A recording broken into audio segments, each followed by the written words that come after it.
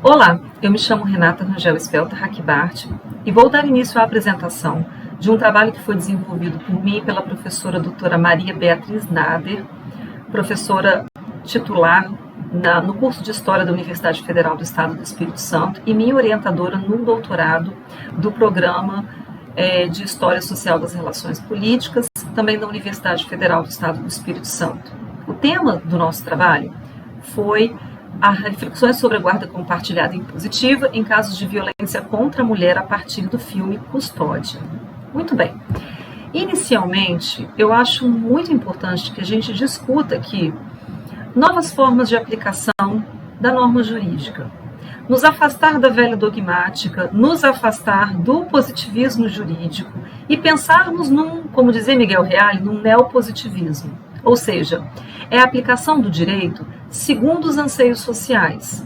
É fazer uma hermenêutica mais sociológica. E no campo do saber jurídico, é associar o direito a outras ciências, como a história, a sociologia, a psicologia, dentre tantas outras ciências.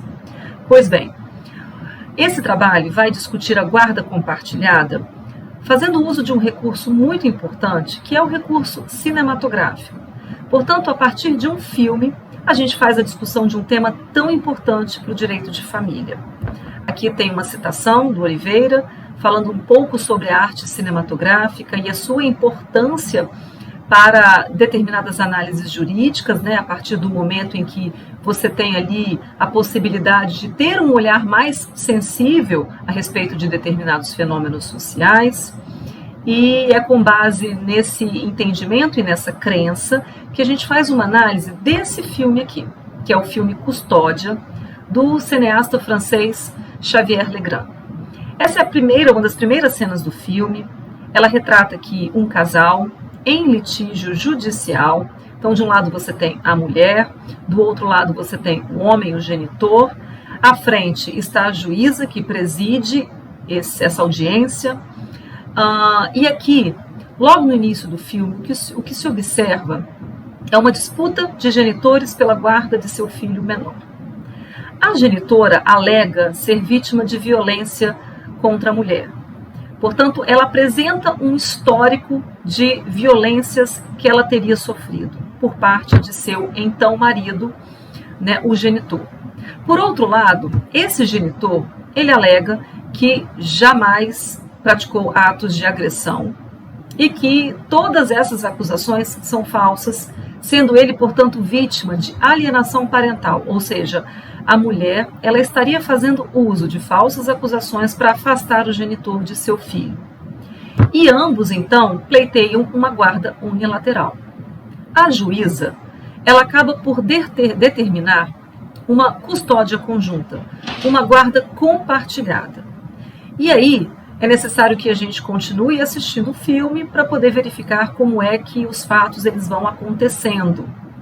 O que se percebe ao final é que, de fato, se confirmam todas as agressões que foram relatadas inicialmente pela genitora.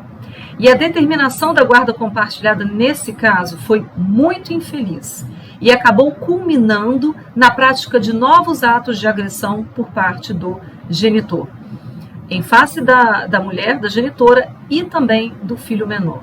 Ou seja, trata-se aqui de uma aplicação de uma guarda compartilhada num caso de violência familiar e que acabou, infelizmente, resultando em novos atos de violência.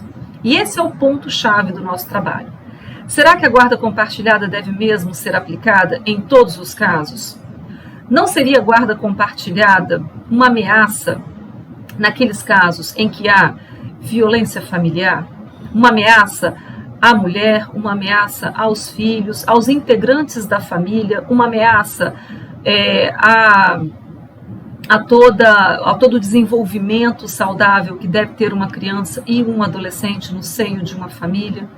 Como é que nós devemos lidar com as regras jurídicas que tratam desse tema? Bom, gente, a guarda compartilhada, ela surgiu aqui no direito brasileiro no ano de 2008. Ela já vinha sendo aplicada anteriormente, já pela jurisprudência dos tribunais, mas ela foi introduzida na lei brasileira no ano de 2008. Ocorre que ela foi introduzida como uma guarda facultativa.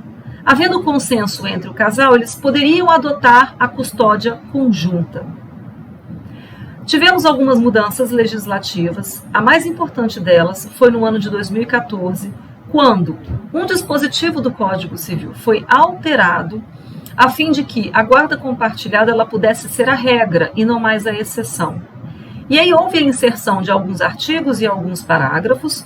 Um desses parágrafos é aquele constante no artigo 1584, que está reproduzido aqui na tela, e que diz, de modo muito claro, que a guarda compartilhada ela só deve ser afastada quando há recusa ou quando há impossibilidade para o exercício do poder familiar, o que, convenhamos, essa última hipótese é uma hipótese muito difícil de acontecer, depende de um processo judicial próprio, né, para que o juiz, numa sentença judicial, declare essa destituição, essa perda do poder familiar.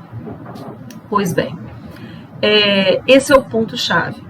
Nós percebemos uma evolução legislativa no sentido de criar uma guarda compartilhada impositiva, uma custódia conjunta e impositiva, com pouquíssimas exceções, e as exceções seriam essas aqui trazidas nessa tela. E aí vem a pergunta: será que a guarda compartilhada é realmente a mais adequada? E num caso em que há violência familiar, ela deve ser aplicada? Esse é o ponto-chave desse trabalho e também do filme Custódia. Felizmente, nós tivemos aqui no Brasil alguns avanços jurisprudenciais muito importantes. E já temos precedentes no Superior Tribunal de Justiça, precedentes estes que apontam para a afastabilidade da guarda compartilhada quando há litígio entre o casal, quando há desavenças e principalmente quando há violência familiar. Em casos assim, é necessário que se pense no modelo de custódia, no modelo de guarda, que permita salvaguardar os interesses de todos os envolvidos, de eventuais membros da família que estejam sendo vítimas de violência familiar e, principalmente, dos filhos menores. Portanto, nem sempre a guarda compartilhada será a melhor opção.